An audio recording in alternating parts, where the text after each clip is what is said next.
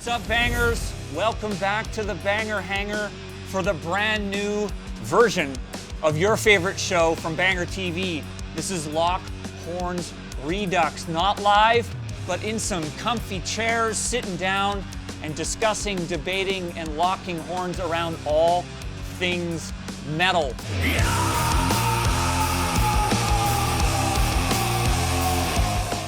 Good to be here because, well, this is one of the things we like to do more than anything else, is get into the weeds as deep as we can on all things metal.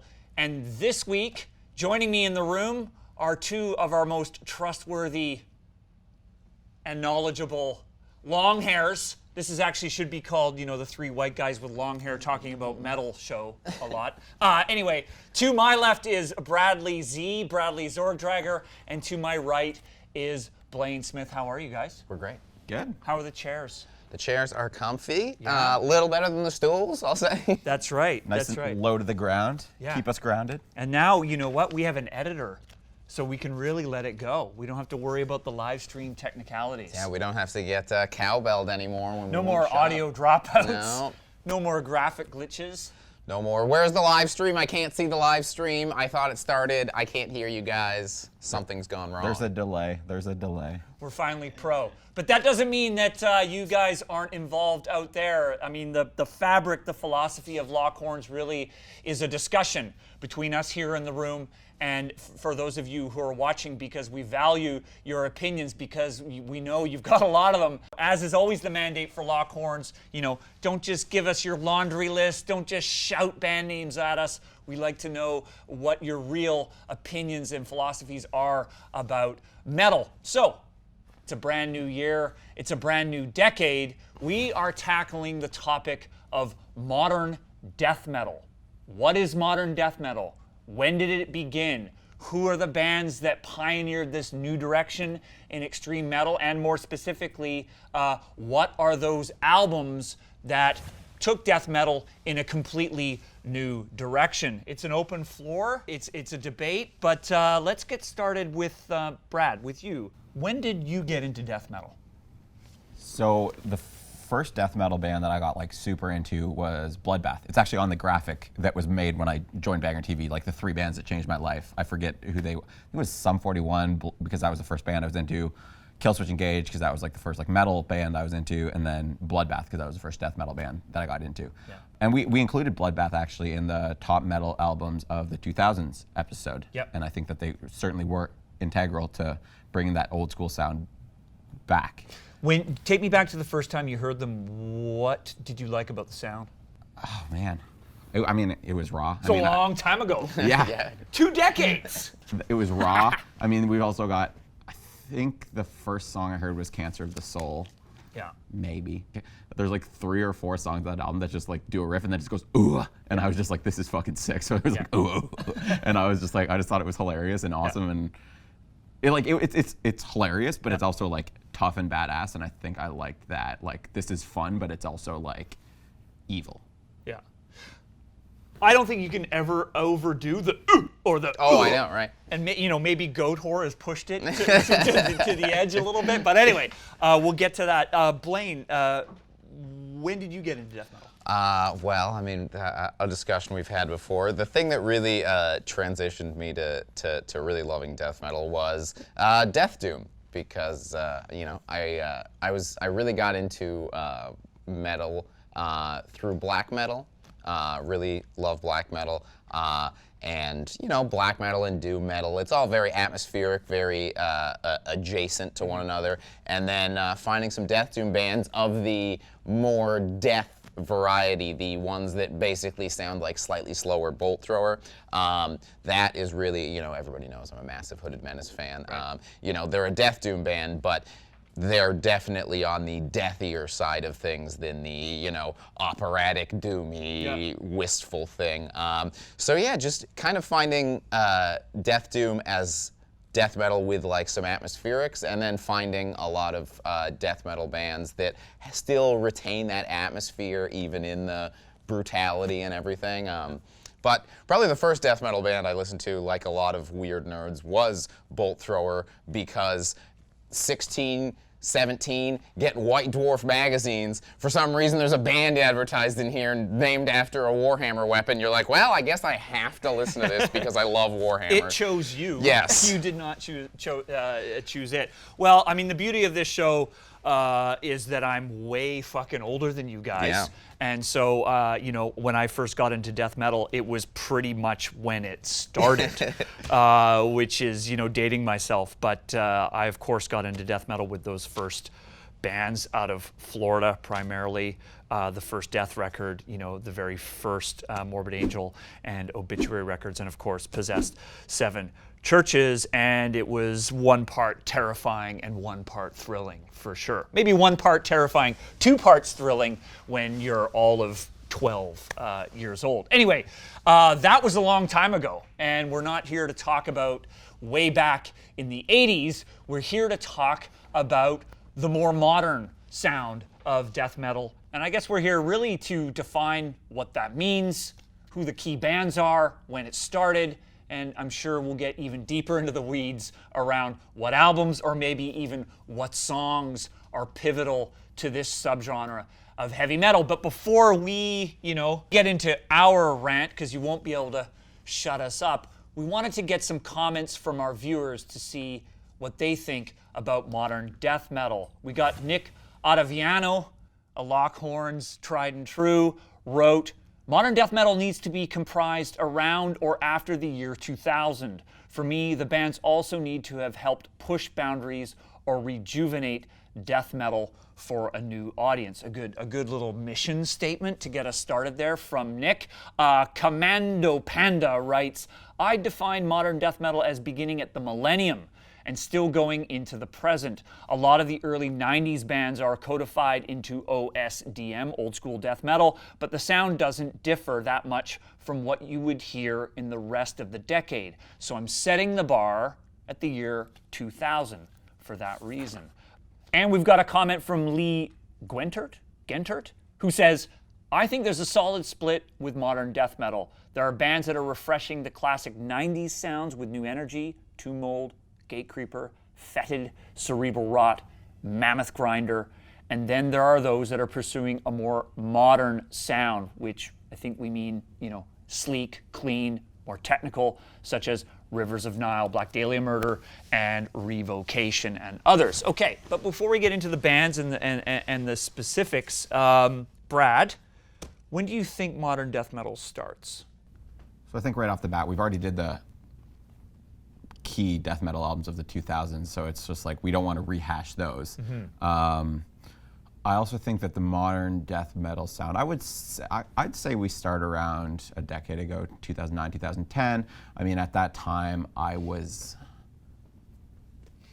done being beaten over the head with like the tech death bands that were just sweep picking into oblivion. I was so over tech death, which I loved like a few years prior, but I was just so over it. So many bands were just, it was too much. Right.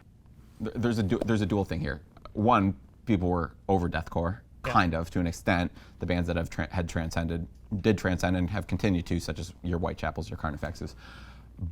So that was kind of done. Yeah.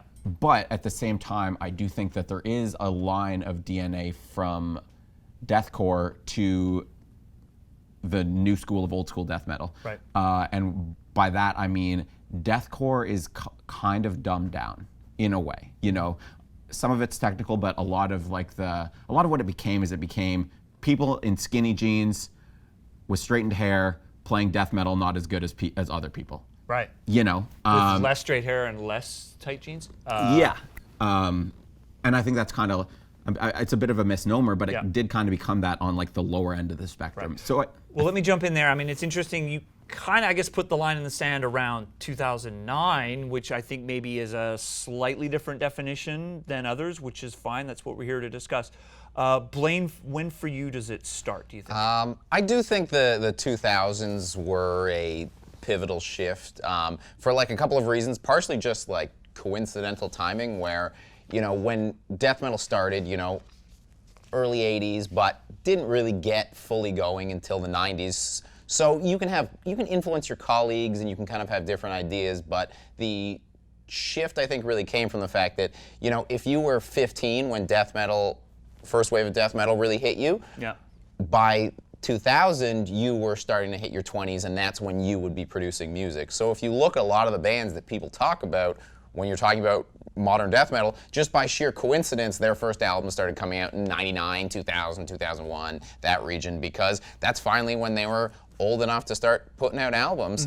And also when you had a bit of a technological shift and a technological advancement that allowed some of the things that we're starting to think about with modern death metal to come about, where, you know, there were limitations about what you could do in the 90s, how fast music could influence people due to the fact that, like, if you think about now, if I see a hot trend, you know, everybody's doing this old school death metal thing. I could have an old school death metal album out next month. Yeah.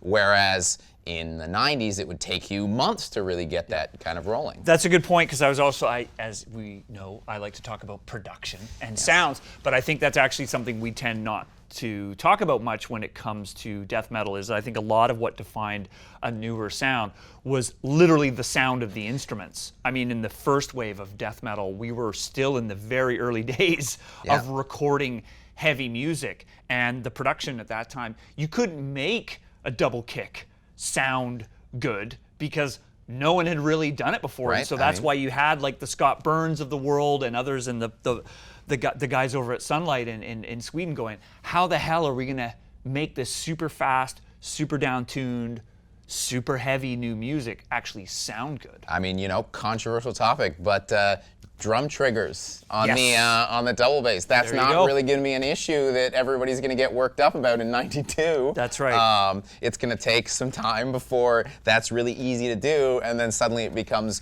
too easy to do, and it's everywhere. And then you know, you've got people are evening out your strokes with a computer and stuff. That's, you know, that's something that starts to kind of define the sound, and that's technology that starts to come about. Brad, that specific point one of the viewers made about this split between kind of like the technical, cleaner sound and that kind of moldier, crustier, sort of purposefully old school sound. Do you agree with that split? Yeah. But I do think there's something interesting about like the technical stuff going on now. Like I said, you know, maybe in like the late 2000s, it was just like sweep picking, ridiculous, like. And now, you know, you have a band like Rivers of Nile who's technical, progressive without being like over the top. And but then you've got a band like, you know, Archspire, and they stand out more because they are so over the top, but they're not surrounded by a glut of those bands. So I think that it's allowing the two sounds to coexist like they do. Whereas in the late 2000s, I think it was technical was the name of the game. I mean, you had Summer Slaughter, which I think played a big part in this. It started in 2007. Decapitated headlined that year. I think 2009 Necrophagist headlined that year. They played a new song on that tour, which has never come out. So one day, put it out. Come on, guys. Muhammad, come on. So I think that those two sounds can coexist now, whereas that they maybe didn't as much before. And I think things kind of come in decade trends. For sure. I mean, it's ironic that you've got sort of purposefully old school bands being included in the definition of modern death metal, because that movement is a reaction to exactly what you're saying, which is that technical side. And of course, with heavy metal, you know, being fast, intense, and generally technically proficient music, you know, there's always that tendency to kind of push that as far as it can go. But then, of course, you get the reverse reaction, which is like, nah, let's get Obituary on this situation or whatever, right? You agree? Yeah, I mean, again, it's that coming back to technology, right? I mean, we saw Rivers of Nile a little while ago. We didn't get to see them with a live saxophone player. We saw them without the live saxophone player. So there was a laptop on stage with those tracks. So again, the kind of idea where, okay, these are some modern sounds, these are starting to be more than just this, what death metal presents itself as, especially with the technical stuff. You need the technology to drive that. You know, it's the shift in rock music when suddenly you could have a pedal that reverb instead of slashing up your amps with a knife. You know, it's going to cause a large shift, and then, you know, you're going to have a reaction to that shift. But the reactions are coming so much faster now, too, where, you know, we've been doing this old school death metal revival thing for like 3 years, right? Right. It's like really big, and you're already seeing comments like, boy, this old school death metal revival is getting a little tired. We're getting a lot of these bands. Yeah. And so I think that's really kind of the thing that's pushing the shift, is a lot of it is technology based. We certainly never would have imagined in the mid to late 80s we'd be having a conversation about death metal and saxophone in Right? the same, I mean- in the same sentence, but here we go. This is the nature of the way music evolves. Okay, I mean, we've had kind of a general discussion around, I guess, the attributes of modern death metal and sort of, starting to get into to some timelines. But for you, Brad, I mean, if you had to list off a few bands that you think really kind of led the charge of modern death metal, who would those be? So, I mean, keeping in mind, I had this kind of 2009 timeline. Some of the bands can start a little bit before that, kind of like the legend kind of band. You could have Black Dahlia Murder, which kind of was the transition, I think, for a lot of kids who were into deathcore, metalcore, into real death metal, a little bit more on the melodic, a little bit more on the technical side. They got grouped in with all those deathcore, metalcore bands, even though they were never really like that. Maybe kind of the first album, but I digress. So I think that they're one of the bands. I would say Dead Congregation as well. Like, they kind of preceded this explosion of the old school death metal, but that band, and I think their first album, I want to say 2008, I want to say. Them, and I also want to say Disma. Politics aside, I think that album, Toward the Megalith, was a big thing in the underground as far as the old school sound that is so prominent today. Like I said, those kind of a little bit predate my 2009 start date, but I think that those are some of the bands that are important. And then obviously, Black Dahlia is the most. They're still doing it. They're doing basically every 2 years a new album, basically. Yeah, amazing longevity. They've been around for so long. All of a sudden, far from a new band. How about for you, Blayne? What are those bands? I think we have to, start in the 2000s, just because the big bands that came about in the 2000s, no one has quite unseated them yet. If Black Dahlia Murder is going on tour, and I think the reason they get grouped in with deathcore bands is their name sounds like a deathcore band's name, and their artwork kind of looks like a deathcore band, so they just went, whatever. I mean, if you're willing to pay, we'll play. Yeah. And they toured with a lot of those bands based on when they came up. Yeah. But yeah, I think that band, I mean, you're not really going to see them opening for anyone on tour. And then a band that really didn't come up in the discussion, but is probably even bigger than Black Dahlia Murder and has brought more fans into death metal than any other band I can think that's formed since 2000 is Amon Amarth. Yeah.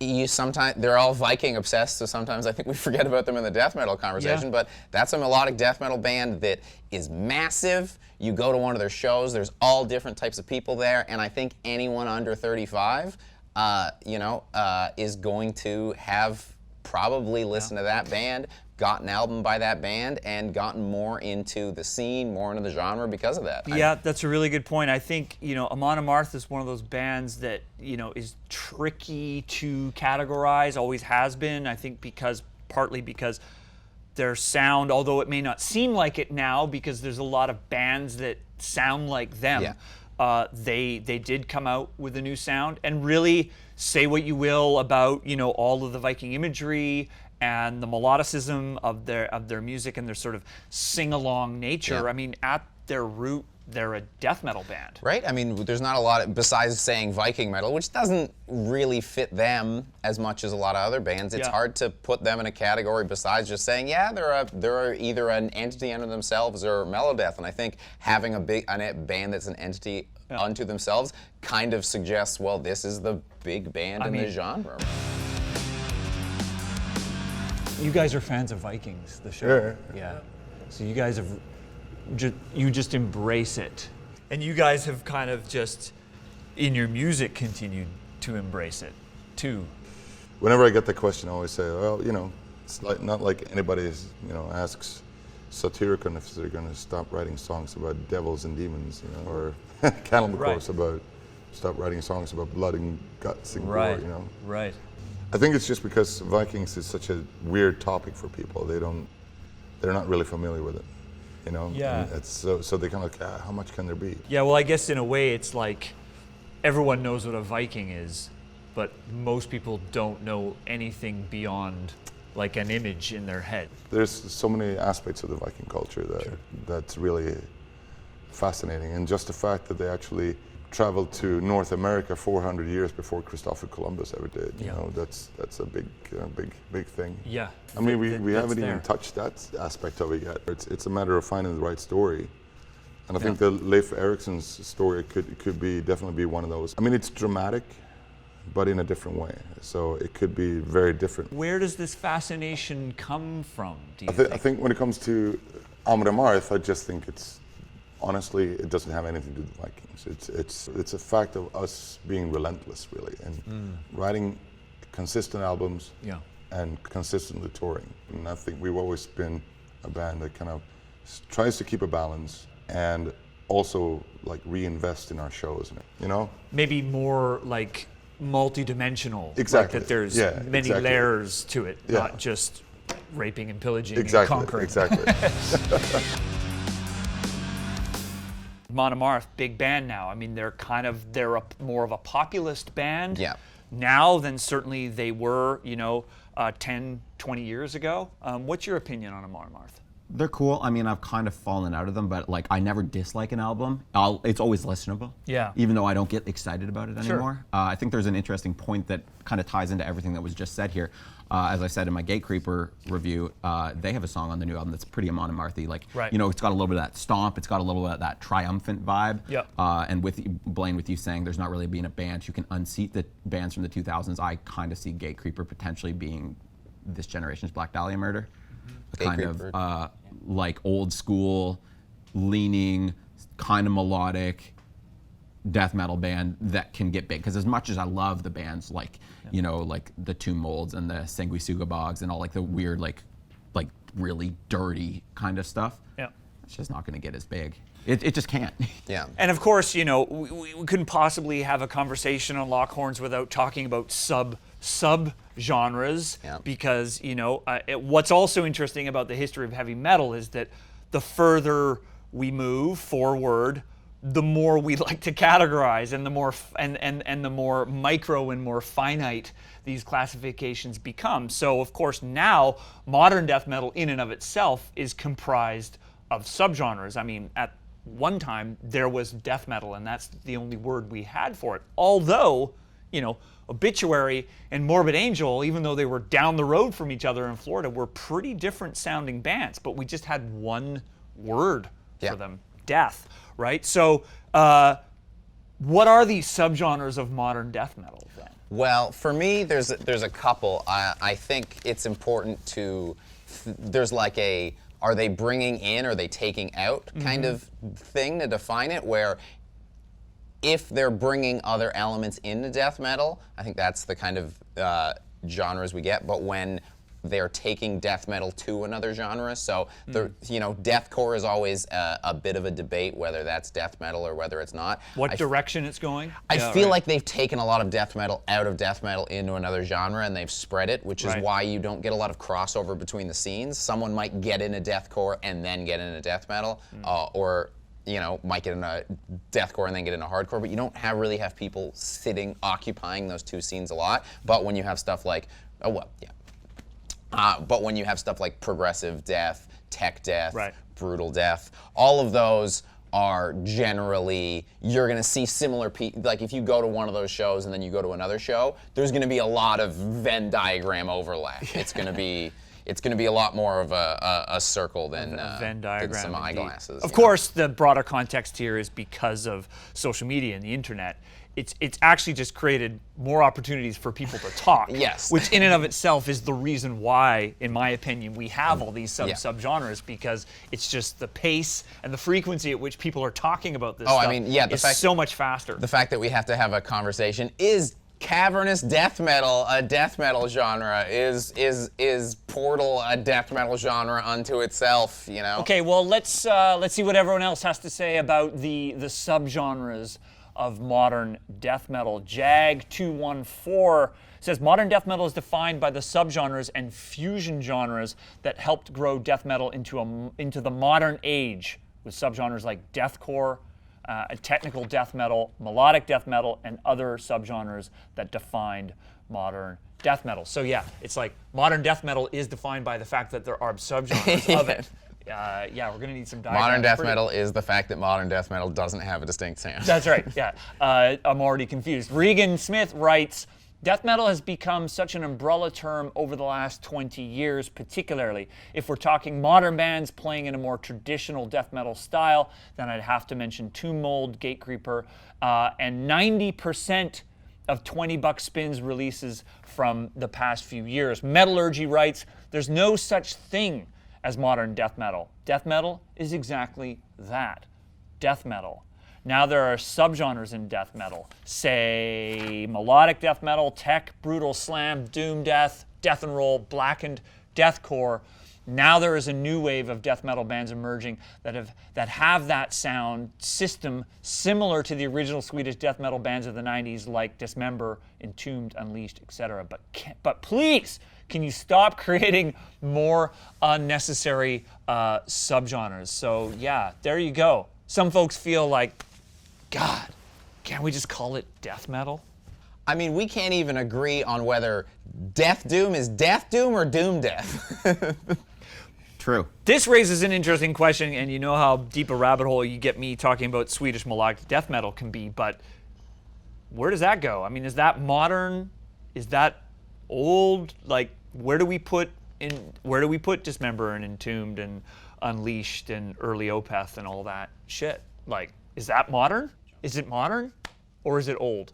Or is it the bridge? I think it's the proto new. Yeah. Because you had the American bands that really sort of first hit things and were the commercial success. So they were the bands everybody heard, and they were the bands that influenced people first. Yeah. But then, yeah, you've got that Swedish sound really got, you know, it was popular, but with our weird looking back in time glasses, you don't really realize that the kind of wave of bands, you know, really hitting that Swedish sound is kind of the 2000s. That's pretty much what defines the 2000s. You know, Americans going towards core and, you know, everybody else going towards just one little country. Totally. I mean, yeah, because I was refreshing on the latest Black Dahlia Murder record before the show, and I'm listening to that record, and it's just like, there's no way that band could exist without the melodic death metal movement of the late 90s, early 2000s. I mean, I got into, this is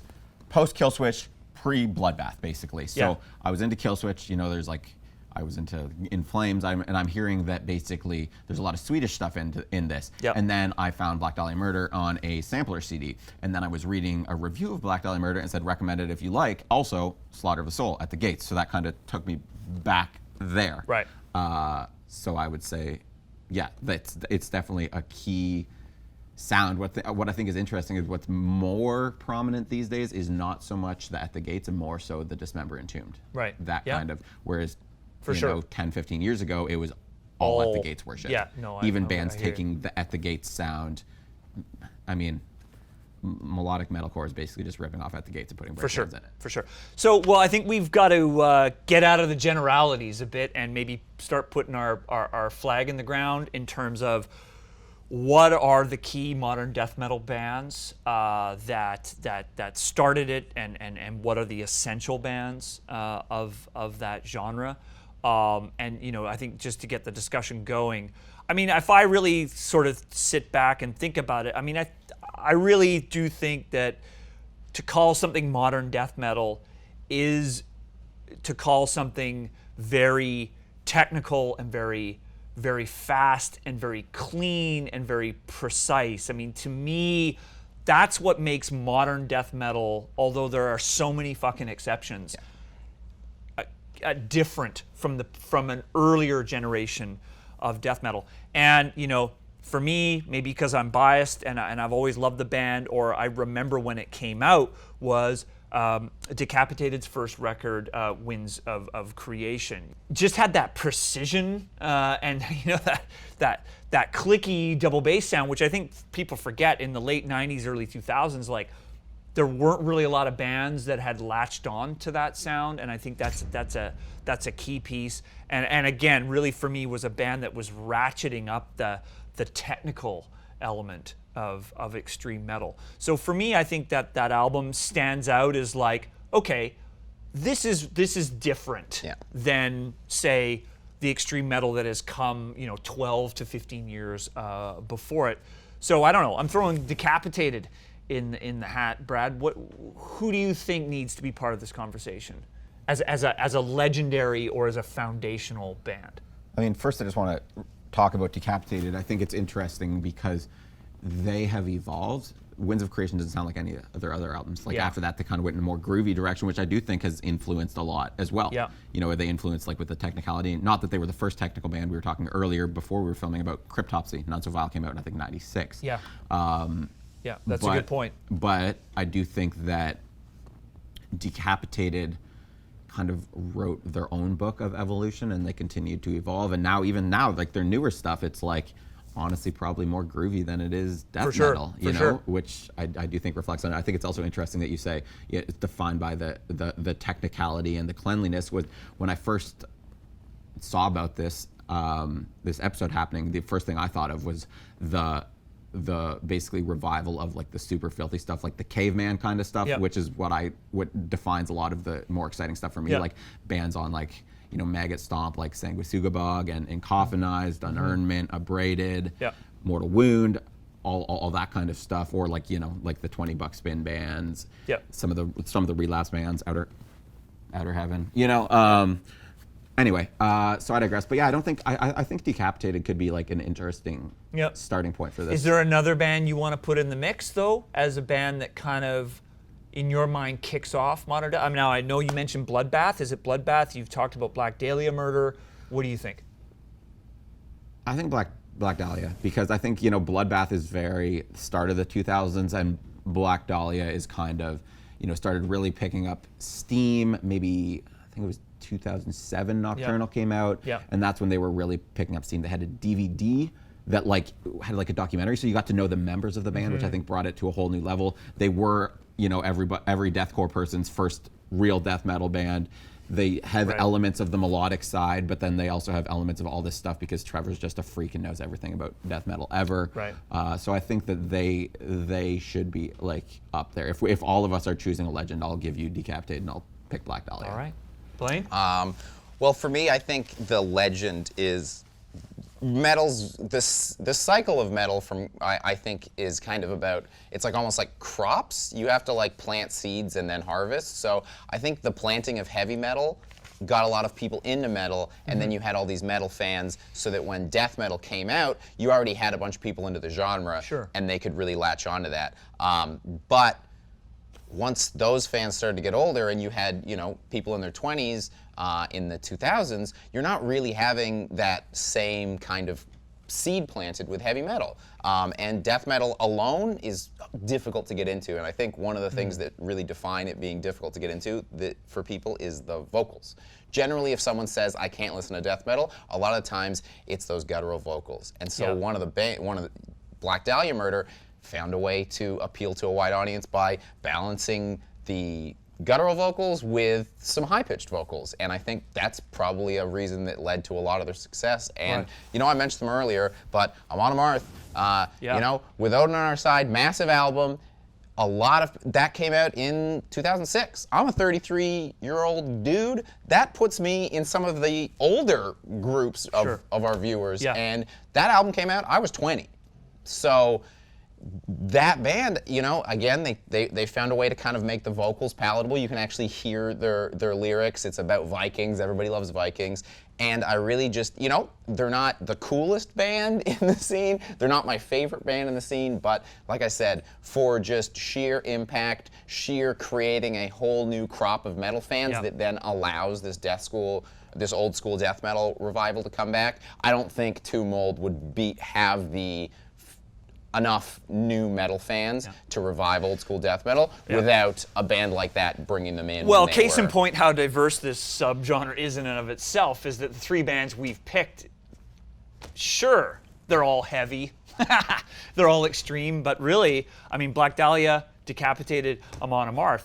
3 very different bands, right? And it just goes to show, I mean, just how diverse, not just metal, but extreme metal has become. I think Black Dahlia would kind of be the bridge between those bands with the melodic thing, but a little bit more with like the technical thing. Yeah. I think it's also interesting with you saying like how they were able to enunciate their vocals. Is I think that's something that Bloodbath did really well. As like Michael Ackerfeld, like just sounds brutal, but like you can understand every single word that he's saying, which I think they said, and Black Dahlia too, but also Trevor goes so fast and has such erratic patterning that it's not as.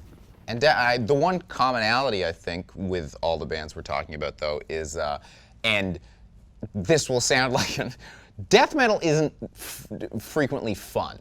It's brutal, it's heavy, but like it's not really what you would like, hey, you put this on and it's fun, but Decapitated has that groove element that kind of adds that fun. Right. You can't Black not Dahlia, do this to Spheres of Madness. Black Dahlia, fun, Yeah. Amon Amarth, fun. Even Bloodbath is kind of like, it's on the sillier, fun side of There's a camp death element metal, to it. you know? Yeah, It's a thing where death metal was very serious for a long period of time, and then you found people kind of having fun with it. Right. Once we've kind of pushed those boundaries, saying like, we're going to talk about all this brutal stuff, we're going to have this extreme imagery, and it's really cool, and it's going to attract a lot of people, but you kind of need to toss some like silly, tongue-in-cheek, looking at yourself, going, okay, this genre is a little ridiculous. How do we, inject some fun in here? And at risk of kicking the hornet's nest, and I get tarred and feathered for calling Behemoth a black metal band, but it's something about that band for me that the aesthetic, the simplicity, and these elements, I will stand. But to me, they are more a black metal band than they are a death metal, whatever. But a lot of people call Behemoth a death metal band, and like Amon Amarth, this is a massive band now. Yep. So what's your opinion on Behemoth? Like, are they part of this conversation? Is Behemoth a modern death metal band? I mean, I think Behemoth started as a black metal band. I think Behemoth is definitely more leaning black metal now. I do think that in between maybe like Zoskia Cultus and like 3 albums ago, they were more on like the death metal side. Yeah. With the I hear the black metal like on like the atmosphere and stuff, but there was definitely more of a death metal thing. So I do think that there's definitely that. It's just funny that they kind of hopped ship just as death metal was about to be the biggest thing again. But good for them. They're bigger than they've ever been. So hey, it worked for them. Behemoth? Yeah, that's a weird one, right? Because they are kind of perfectly sitting between black and death a lot of the times, and they'll sway a little bit one way, and then you go, okay, finally we have an answer, and then they'll sway a little bit the other way. And I think a part of it that muddles it is that it does have very large-scale black metal. Everything attached to it is very black metal. Yeah. Like the stage show, the visuals, it has a bit more of a black metal feel, and I think sometimes people are quick to dismiss album covers, logo, band names even, for kind of being what colors a band in your head. So I think a lot of the black metal association with that band is based around the fact that they kind of just seem black metal. Yeah. Well, and again, at the risk of sounding like, superficial, I actually do think the visuals and the aesthetic of the music, whether it's album art, whether it's logos, whether it's your stage show, we haven't even really touched on lyrical content, right?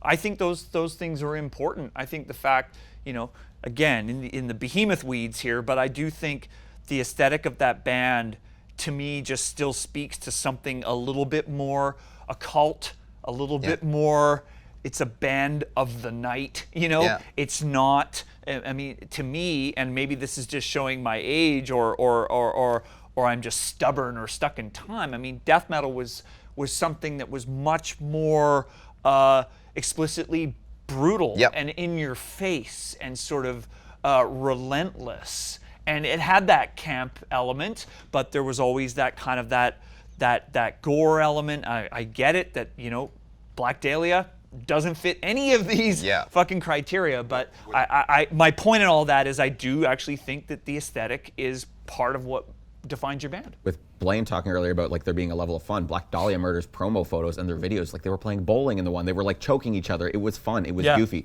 Amon Amarth, a Viking is a lot more palatable than a guy covered in fucking makeup trying to look like Satan. Yeah. And even Bloodbath, you know, going back, like they did like we're gonna wear like have blood or whatever going on. Like that's all image. So I do, you know, image is important. I'd say the only band of these that doesn't have an image that we've really talked about is Decapitated. Right. What's their image? Yeah, right. I don't know. Right. Nothing. Well, they're Polish. They started as, you know, we all know, disciples of Vader, basically, in terms of their sound. You know, they were definitely chips off that block in a good way. They were super young, as, you know, well reported when that first record came out. But I would agree with you. They've moved towards almost a more like, they're like a Sepultura meets Meshuggah meets death metal kind of band now. All things I like. All right, so I think time for a bit of a check-in. I think so far here in the room, we've got 3 key bands we would consider as being sort of pivotal to modern death metal, certainly its origins. We've got Black Dahlia Murder, we've got Decapitated, we've got Amon Amarth.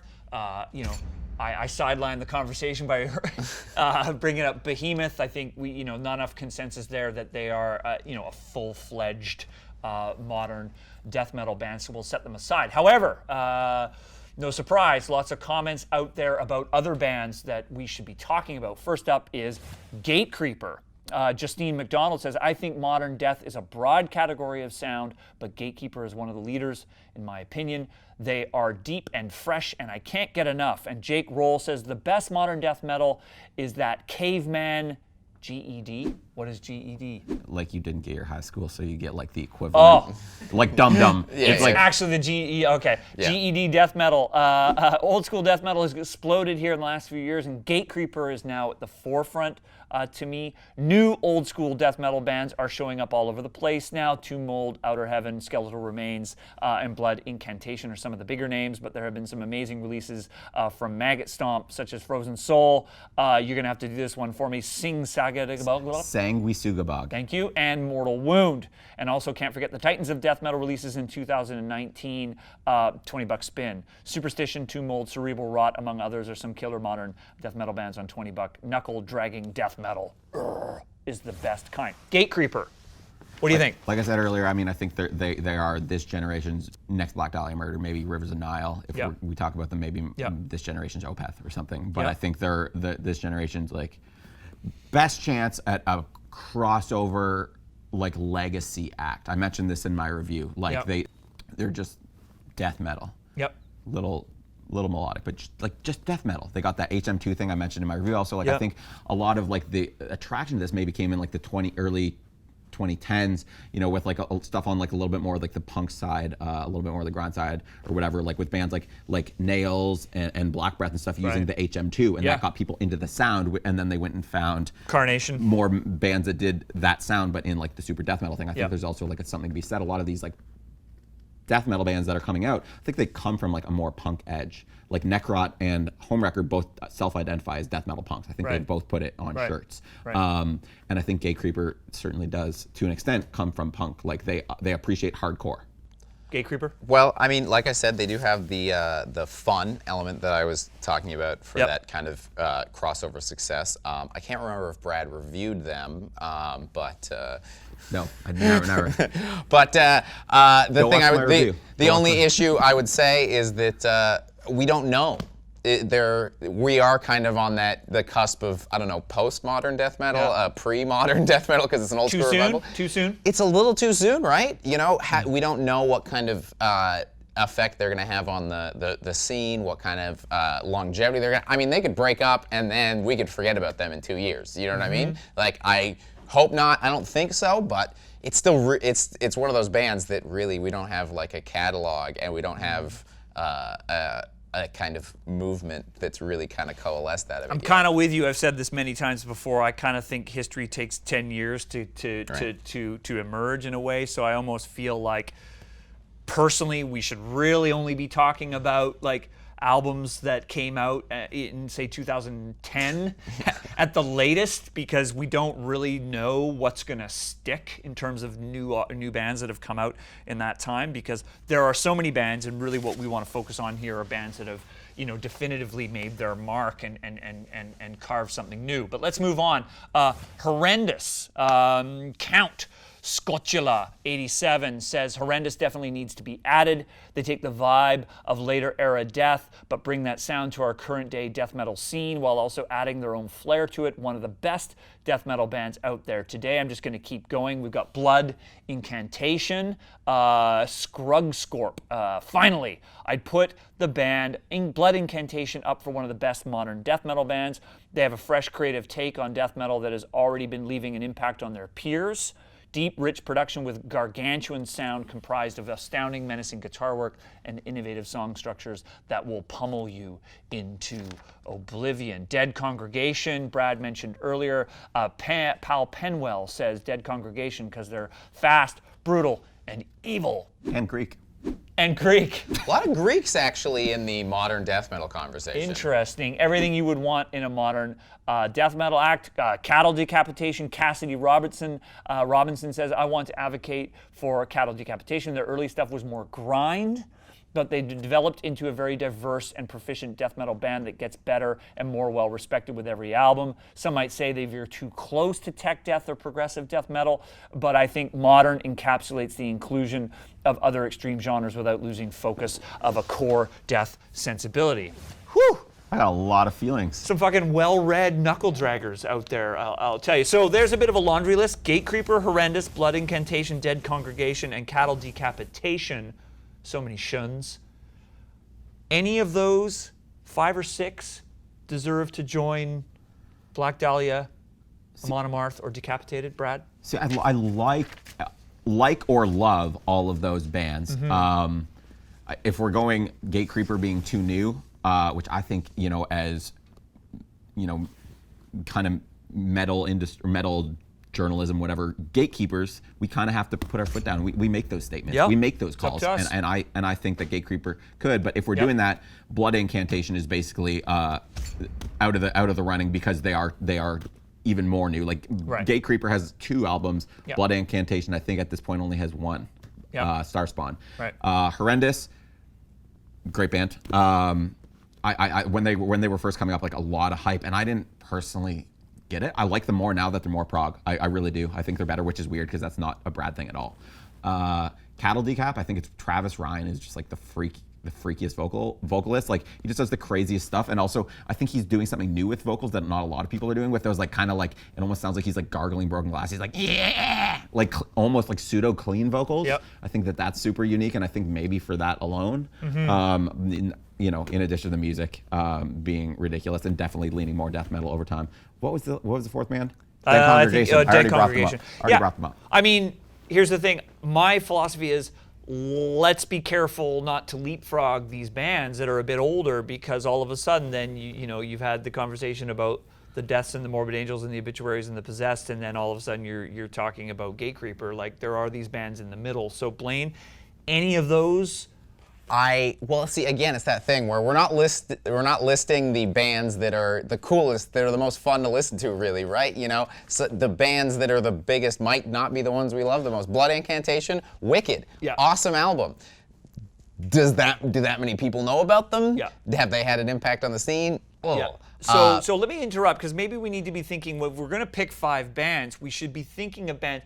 I mean, essential, yes, but what are the foundational bands of modern death metal? Like, if Gatecreeper is too young, like, who begat Gatecreeper? Well, you know? I think something Brad said touches on an important distinction that I think that needs to qualify a band to be on the list. Is he said, Horrendous, you know what's weird? They went proggier, and I like them more as a proggy band, and I don't like prog, which I think is kind of what qualifies a band to be on the list. Is it's really easy. Well, okay, that's maybe a little rude. It's a lot easier to make a brutal death metal record that a bunch of brutal death metal fans are going to like than a brutal death metal record that all death metal fans are going to like. Right.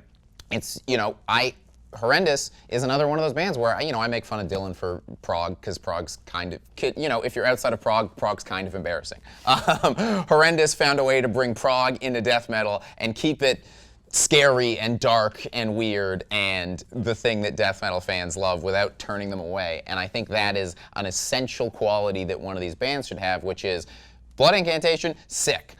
Anyone who's super into death metal is going to like them.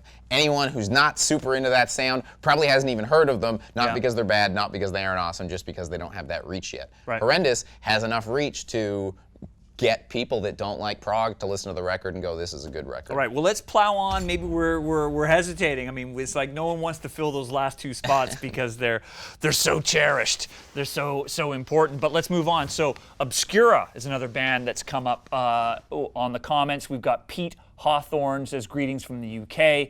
I'm going with Obscura for a crucially important modern death metal band. Despite member changes in their discography, they have always evolved and not only pushed themselves as musicians, but expanding the boundaries of the genre without losing grip.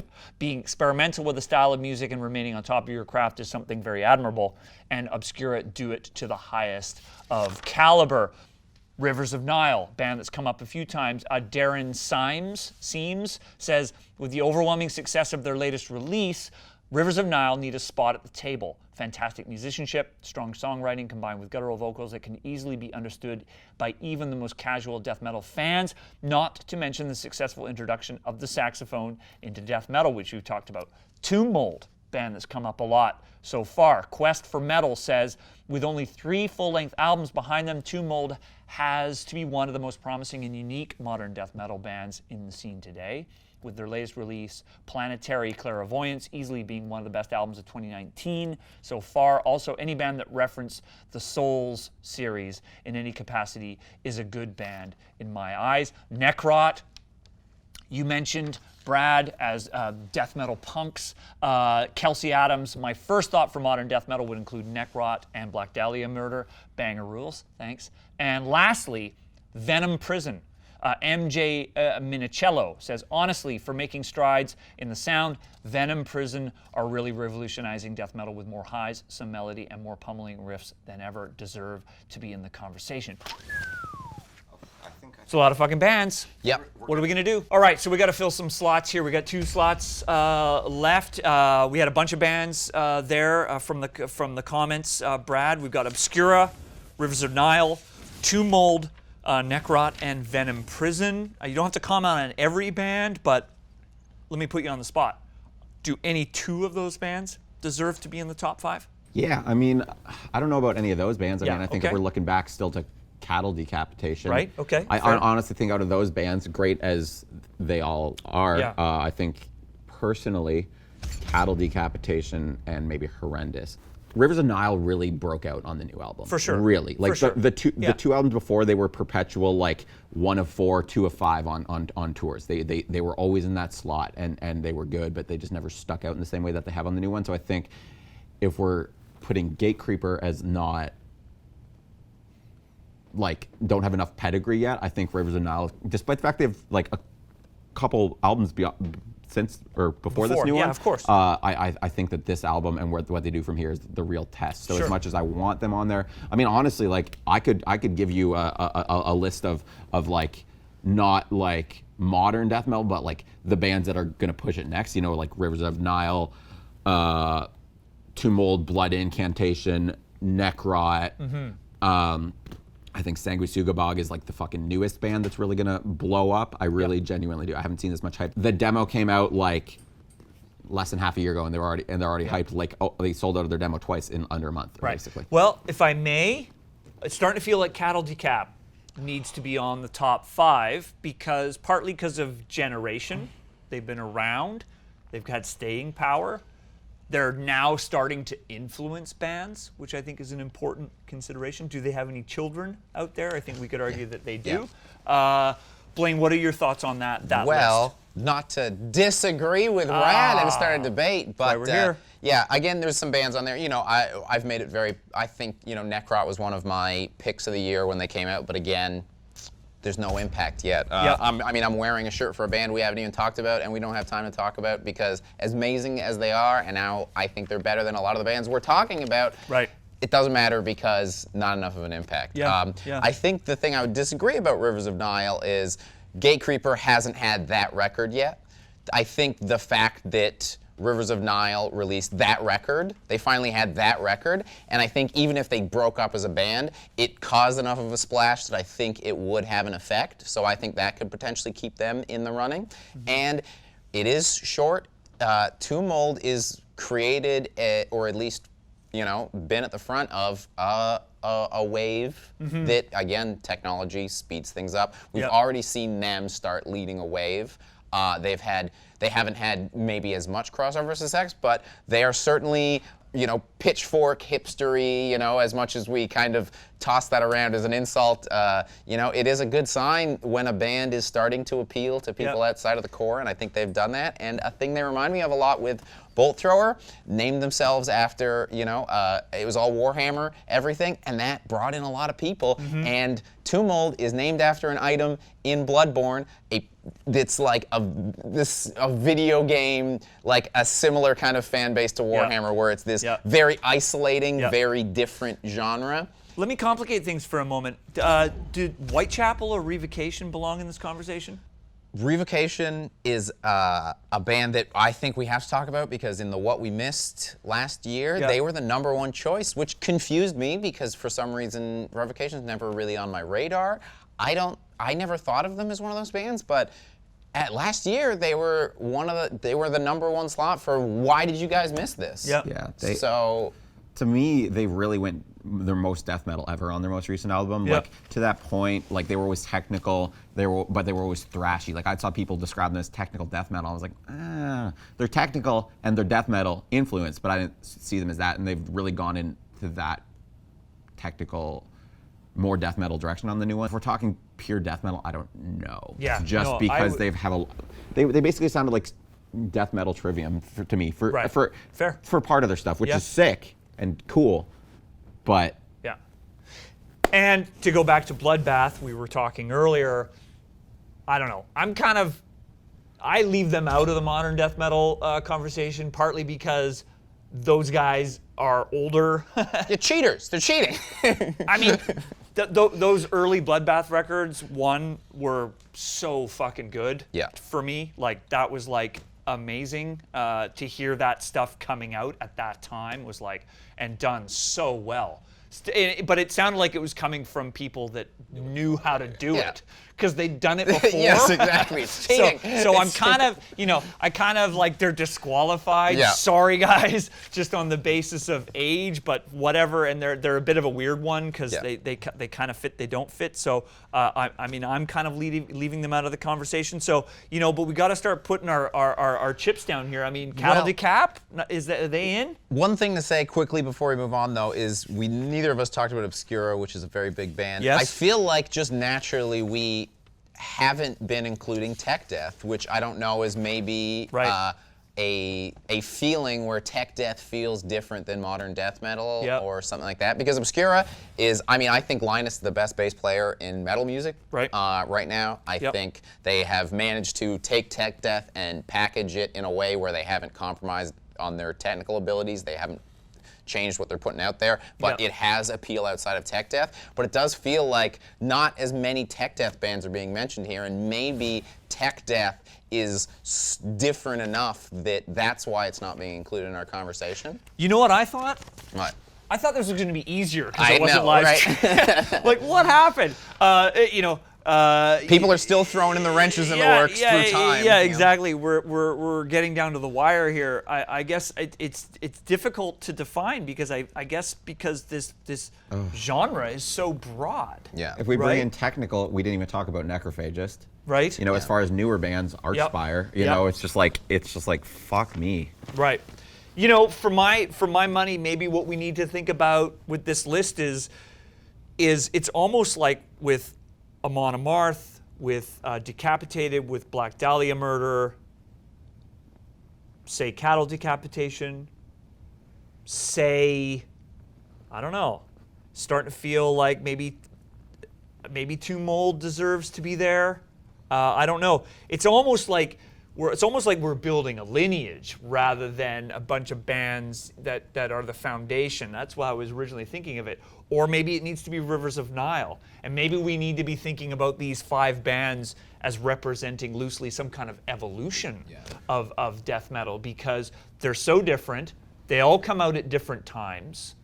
It's hard to kind of like put them all into one box. It almost feels like what we're really talking about here is we're talking about a progression. You know, way back here we had Amon Amarth and Decapitated-ish. Up here, we've got Rivers of Nile, or we've got Tomb Mold. The Black Dahlia in the middle. And we got Black Dahlia in the middle. Even though I think they kind of came out around, maybe around just after Decapitated, but they really picked up and like a little bit later. Yeah. I mean, I don't know. That's just the way I see it. Because often you need to think about bands like where they made their biggest impact. You know, where's that album or that moment where more people begin to take notice? And I guess that, you know, albeit a much newer band, Rivers of Nile, that applies. Yeah. It's just we're in that moment right now, which makes it kind of like hard to know.